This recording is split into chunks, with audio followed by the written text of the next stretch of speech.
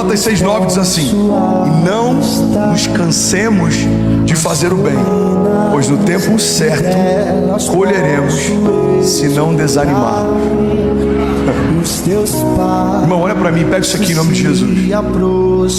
E não nos cansemos de fazer o bem, ou seja, persistência, resiliência, pois no tempo certo colheremos. Aí agora tem uma condicional: se não desanimar.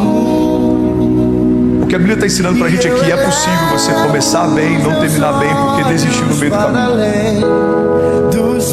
A Bíblia está dizendo que é possível começar bem e não terminar bem porque você desistiu no meio do caminho.